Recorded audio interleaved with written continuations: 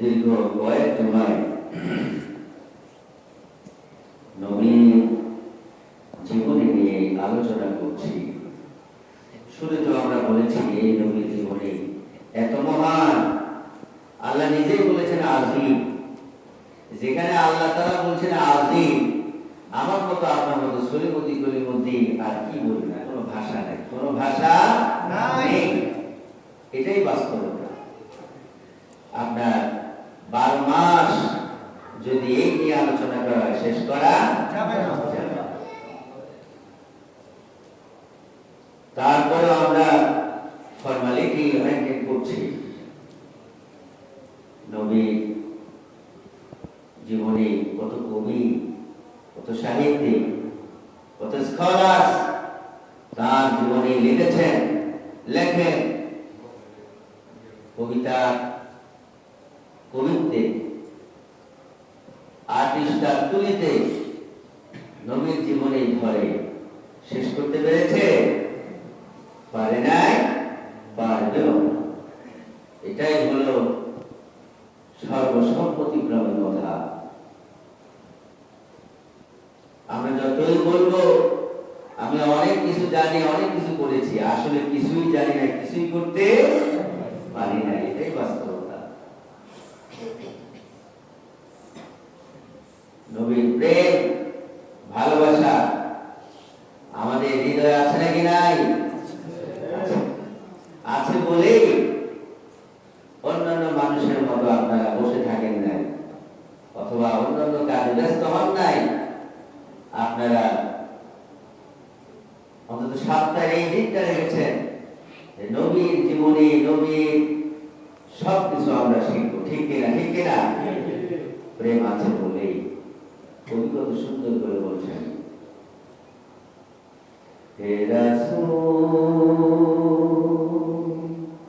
বুঝি না আমি রেখেছো বেঁধে মোরে কোন সুতোয় তুমি, রেখেছো বেঁধে মোরে কোন সুতোয়। হে রাসূল বুঝি না আমি রেখেছো বেঁধে মোরে কোন সুতোয় তুমি, রেখেছো বেঁধে মোরে কোন সুতোয়। জানি না গোপনে কেমন করে, জানি না গোপনে কেমন করে হৃদয়ে গড়েছো প্রেমের বলয়। হে রাসূল বুঝি না আমি রেখেছো বেঁধে মোরে কোন সুতোয় তুমি, রেখেছো বেঁধে মোরে কোন সুতোয়। তোমারি নামে আনন্দে দুলি, তোমারি নামে দুনিয়া ভুলি, কি জাদু মাখাই নামেতে। ঠিক না? ঠিক না? তোমারি নামে আনন্দে দুলি, তোমারি নামে দুনিয়া ভুলি, কি জাদু রাখাই নামেতে। খোদার পরশে যে নাম আরশে, খোদার পরশে যে নাম আরশে, নাম মুহাম্মদ সুমধুময়। হে রাসূল বুঝি না আমি রেখেছো বেঁধে মোরে কোন সুতোয় তুমি, রেখেছো বেঁধে মোরে কোন সুতোয়। স্বার্থহীন ছিলে চিরদিন তুমি, ইনসাফের প্রদীপ, কুল আলমের শ্রেষ্ঠ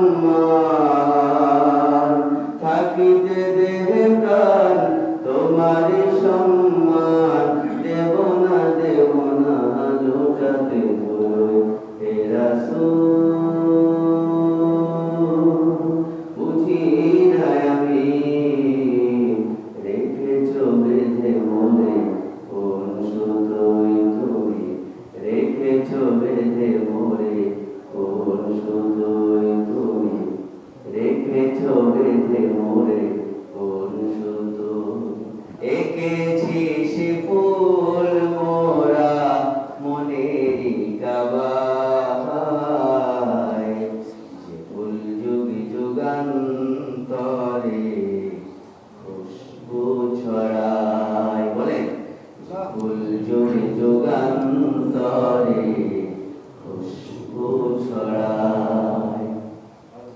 হাবিবে খুদা তিনি নবী কমলিওয়ালা, তারি ছোঁয়াতে আলো দুনিয়া উজালা। হাবিবে খুদা তিনি নবী কমলিওয়ালা, তারি ছোঁয়াতে আলো দুনিয়া উজালা। তারি বিরহে দু চোখ, তারি বিরহে দু চোখ অশ্রু ঝরায়, ফুল যুগ যুগান্তরে খুশবু ছড়ায়। এত সুন্দর তাদেরকে হায়াত দারাজ করো। আবার অনেকে চলে গেছে, আল্লাহ কবরটাকে জান্নাতের টুকরা বানায়া দাও, বলি আমিন। সুপ্রিয় ভাই, এইভাবে রাসূলের জীবন আপনি যদি গানে গানে বলেন শেষ হবে? সুপ্রিয় ভাইরা,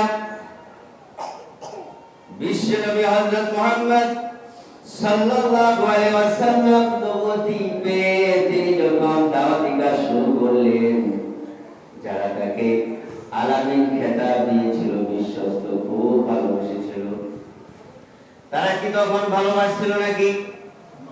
যখন আল্লাহর কথা বললেন, মূর্তিকে বিনয় করলেন, বাপ দাদার সেই গোমরা ধর্মটাকে বিনয় করলেন, আবু জেহেল আবু লাহাব উতবা সাহেবা তখন নবীর বিরুদ্ধে লাগছে নাকি লাগে না?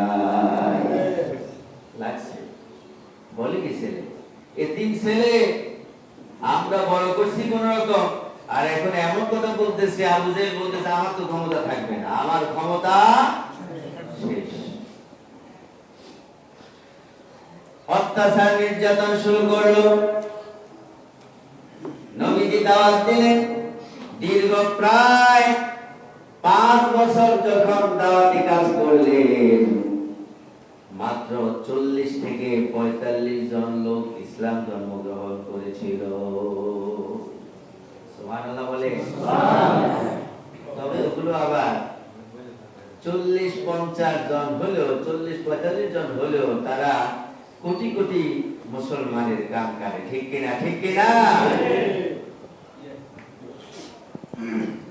ইন্নানি মিনাল মুসলিমিন, যখন তাদেরকে হযরত বিলাল রাদিয়াল্লাহু তাআলা আনহুকে যখন উত্তপ্ত মরুভূমির উপরে শোয়া দিল, উত্তপ্ত মরুভূমি, আবু জেহেল আবু লাহাব উতবা সাহেবা কুফারে কুরাইশ বলল,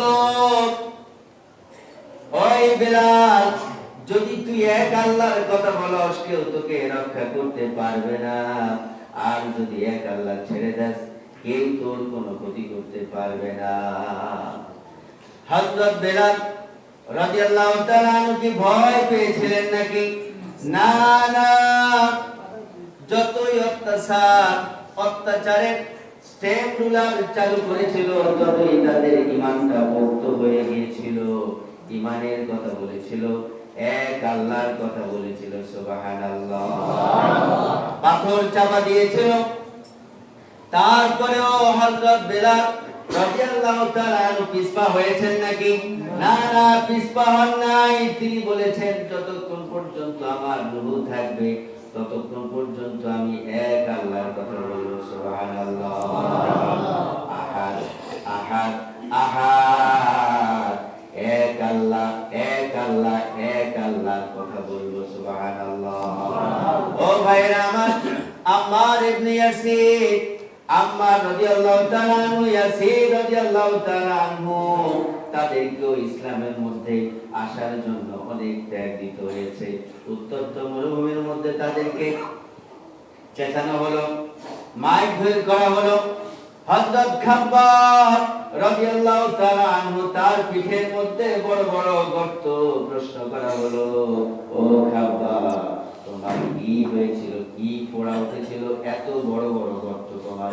হযরত খাব্বাব রাদিয়াল্লাহু তাআলা আনহু বললেন, ও সাহাবী, তুমি কি জানো না, তুমি কি জানো না আমি যখন ইসলাম ধর্ম গ্রহণ করেছিলাম, কুফারে কুরাইশরা আমাকে উত্তপ্ত তেলের মধ্যে শোয়া দিল, উত্তপ্ত কড়াইয়ের মধ্যে শোয়া দিল, আমার শরীর থেকে চর্বিগুলো গলে গলে আগুন নিভে গেল, সেই যে গর্তগুলো আজ পর্যন্ত গর্তগুলো পূরণ হয় না।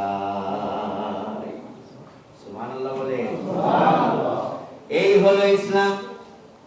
এইভাবে নবীজি দাওয়াতি কাজ করে ছাকা ছাকা মুসলমান বানালেন। আল্লাহু আকবার। এইভাবে করে ইসলাম ধর্ম গ্রহণ করলেন। নবীজি এবার দোয়া করলেন, আল্লাহ রাব্বুল আলামিন নবীজি দোয়া কবুল করেন নাকি করেন না?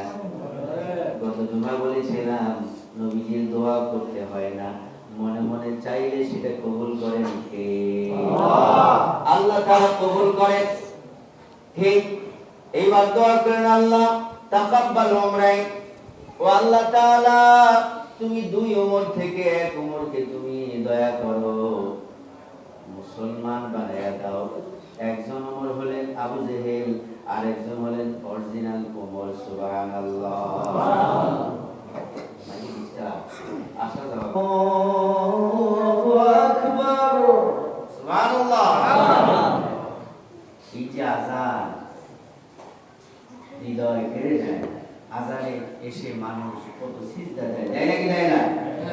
এই আযানের মাধ্যমে আওয়াজ পৌঁছে যায় অনেকের হৃদয়ে। যিনি মাইকটা দিবেন তার সওয়াব হবে নাকি হবে না?